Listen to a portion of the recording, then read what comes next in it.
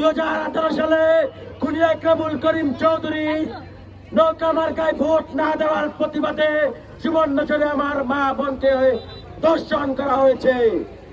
এর পরবর্তীতে বেগমগঞ্জ, কবিরহাট, কোম্পানিগঞ্জ এবং নোয়াখালী সদর উপজেলার গার্লস স্কুলের ক্লাস 9-10 এর শিক্ষার্থী অতিথিকে হত্যা করা হয়েছে ধর্ষণের মাধ্যমে। নোয়াখালীর যে বিচারক রয়েছেন, নোয়াখালীর যেসব আইনজীবীরা রয়েছেন, তারা সে সকল বিচার করতে ব্যর্থ হয়েছে। আজকের এই মানববন্ধন থেকে ব্যর্থ করতে বলে দিতে চাই, যদি নোয়াখালীর মাটিতে কোনো ধর্ষণ হয়, নোয়াখালীর মাটিতে যদি দর্শকের পক্ষ হয়ে কোন আইনজীবী কিংবা কোন জজ দাঁড়ায়, তাকে ধাক্কা দিয়ে তাকে বিচারকের কার্যালয় থেকে বের করে দিব।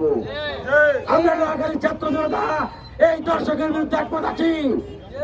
আমরা নোয়াখালী ছাত্র জনতা বলতে চাই, নোয়াখালীর মাটিতে কোনো ইফতিজিং, কোন দর্শকের ঠাঁই হবে না, হবে না, হবে না।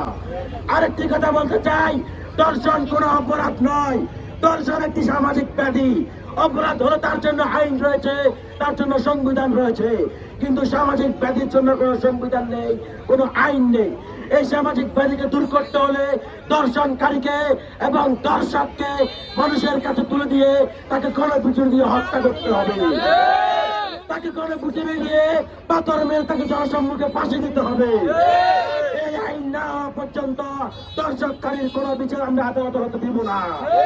আদালত প্রাঙ্গণ থেকে তাকে বের করে জনসম্মুখে তাকে তুলে দিব।